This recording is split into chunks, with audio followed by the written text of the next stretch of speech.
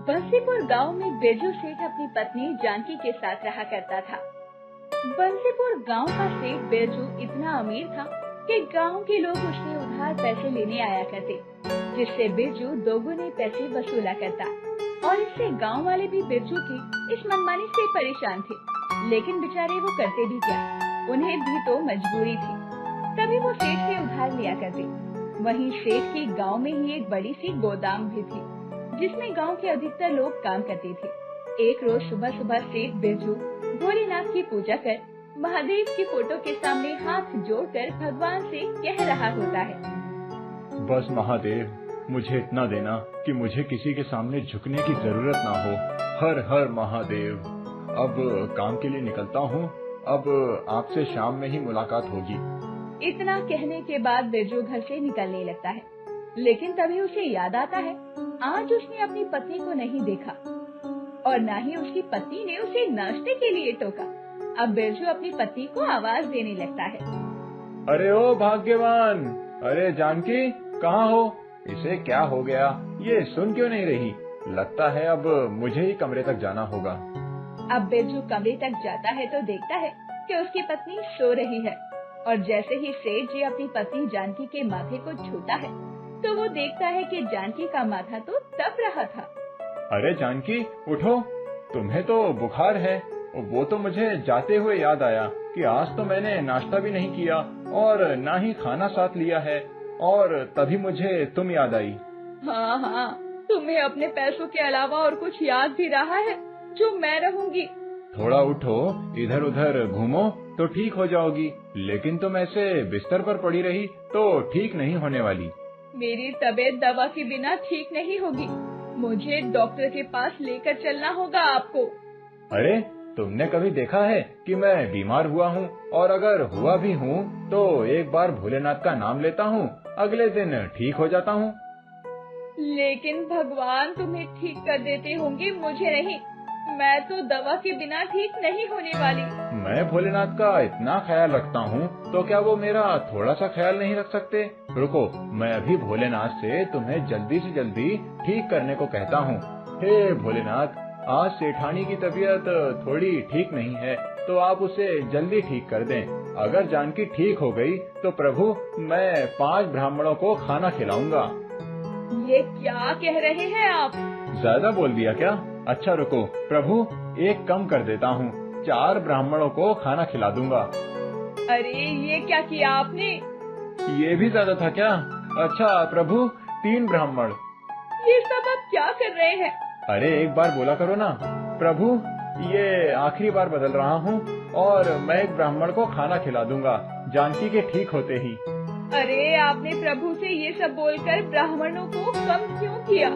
पिछली बार भी आपने बोलकर ब्राह्मणों को खाना नहीं खिलाया था, और ये सब ठीक नहीं है। अरे एक ब्राह्मण को तो मैं खिला ही सकता हूँ। आप ये सब सही नहीं कर रहे हैं। आप ना जाने ये सब कितनी बार बोल चुके हैं, और जब आपका काम हो जाता है तो आप प्रभु को भी मक्खन लगाते हैं। लगता है तुम ठीक हो रही हो। मैं चलता हूँ, मुझे गोदाम पर जाना है। इतना कहने के बाद ही बिरजू गोदाम के लिए निकल जाता है, और इधर जानकी अपने पति को कोस रही होती है। इनके पास जितना पैसा है उतना ही ये कंजूसी दिखाते हैं। मेरे गांव के लोगों के साथ तो फिर भी ठीक है, भोलेनाथ के सामने भी छल करते हैं। अब तो भगवान ही जाने इस कंजूस भक्त को। अब बिरजू गोदाम जाता है और वहाँ सारा काम देखता है। तभी बिरजू का मुनीम आकर बिरजू को महीने का हिसाब किताब बताता है।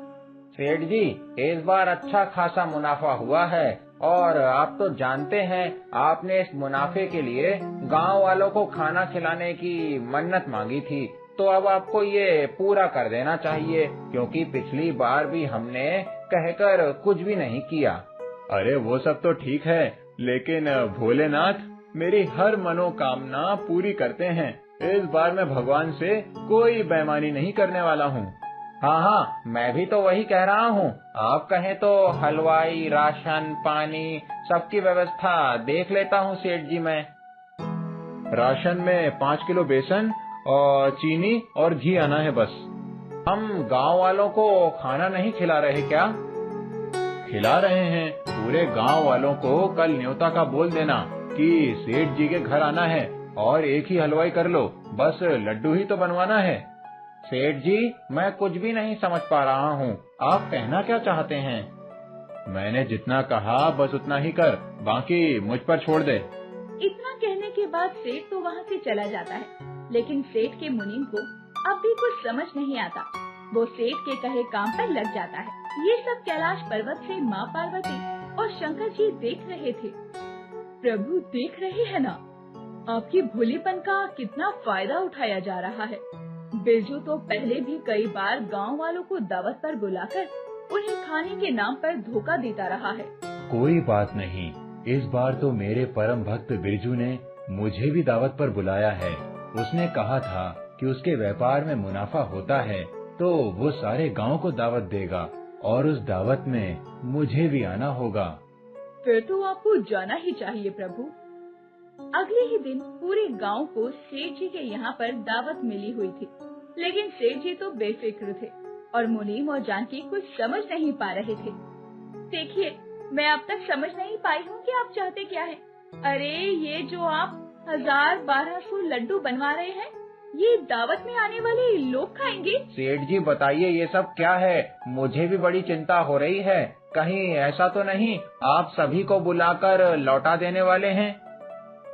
देखता जा तेरा सेठ क्या करता है, और जो मैं करने जा रहा हूँ उसे कहते हैं लाठी भी ना टूटे और सांप भी मर जाए।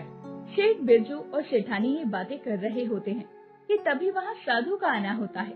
अलक निरंजन, अलक निरंजन, बच्चा, तेरे दरवाजे पर एक भूखा साधु आया है और वो काफी दिनों से भूखा है।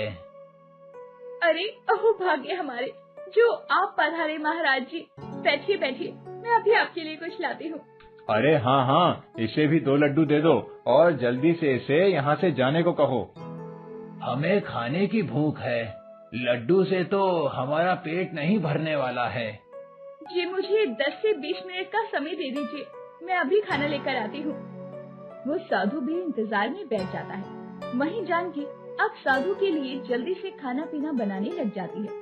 जब तक वो साधु बैठा होता है तो सेठ का मुनीम उस साधु को लड्डू लाकर देता है। ये आपके लिए बाबा, जब तक सेठानी जी आपके लिए कुछ खाने पीने के लिए लाती हैं, तब तक आप ये खा लीजिए। वो साधु उन लड्डुओं को 2 बार में ही खा जाता है और मुनीम को और देने को कहता है। इन 2 लड्डू से क्या होगा, और लाओ। और चाहिए आपको? मैं अभी लाता हूँ। अब मुनीम साधु को जितने लड्डू दिए जा रहा था, वो साधु भी उतने ही लड्डू खाए जा रहा था। ये देखकर सेठ साधु के पास पहुँचता है और साधु से कहता है, अरे ओ ढोंगी साधु, बहुत हुआ तेरा, ये लड्डू और लोगों को भी खिलाना है। अगर ये तू पूरे खा जाएगा तो हमारे पास औरों को देने के लिए बचेगा ही क्या। घर आए साधु से तुम ऐसे ही बात करते हो? मुझे भूख लगी है, तुम इतने बड़े सेठ होकर एक साधारण से साधु की भूख नहीं मिटा सकते, तो तुम्हारा इतना धनवान होने का क्या फायदा? मैं अभी तुम्हें श्राप देता हूँ। अरे मान जाइए और कहिए आप इनका पेट भर कर ही जाने देंगे। अच्छा खासा काम धंधा बंद करवा कर मानेंगे आप। रुकिए रुकिए साधु बाबा, मैं करता हूँ ना आपकी भूख को कम करने का उपाय। इतनी छोटी सी बात के लिए इतना भड़कने की क्या जरूरत है। मुझे बहुत भूख लगी है, जल्दी से खाना लगाया जाए। अब जानकी साधु बाबा के लिए खाना लेकर आती है और वो साधु भी खाना खाने लगता है, लेकिन उसकी तो भूख ही कम नहीं हो रही थी। जानकी पूरी खीर सब दिए जा रही थी और वो साधु खाए जा रहा था। ये देखकर जानकी को शक होता है, लेकिन वो अब भी खाना बनाने और साधु का पेट भरने में लगी हुई थी और ये सब सेठ से देखा नहीं जा रहा था। जानकी की तो खाना बनाते हुए हालत खराब हो जाती है। तभी जानकी सेठ को अंदर बुलाकर कहती है, ये कोई साधारण साधु नहीं है, घर का पूरा राशन खत्म हो गया है, लेकिन इनका पेट नहीं भर रहा। क्या कह रही हो तुम? अगर ऐसा है तो कहीं ये मेरे प्रभु मेरी परीक्षा लेने तो नहीं आए हैं?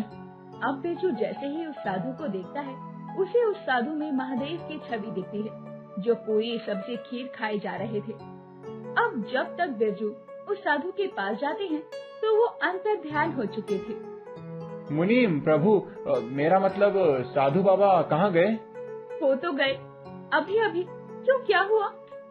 प्रभु, मैं सब समझ गया। मैं अभी गांव के लोगों के लिए पकवान और अच्छा खाना बनाने की तैयारी करता हूँ। महादेव खुद यहाँ आए थे। मैंने तुम्हें कहा था ना, तुम्हारी ये हरकतें किसी दिन तुम्हें मुसीबत में डाल सकती है। सेठ बिरजू को समझ आ गया था कि महादेव उसे सबक सिखाने के लिए आए थे और महादेव की भूख के कारण तो सेठ की रसोई का राशन खत्म हो चुका था। अब सेठ भी गोदाम से राशन मंगवाकर गांव के लोगों को खाना खिलाता है। जिसने कुछ समय पहले तक गांव के लोगों को लड्डू खिलाने का मन बना रखा था, उसे महादेव सबक सिखाते हैं और वो गांव के लोगों को पूरा भोज करवाता है।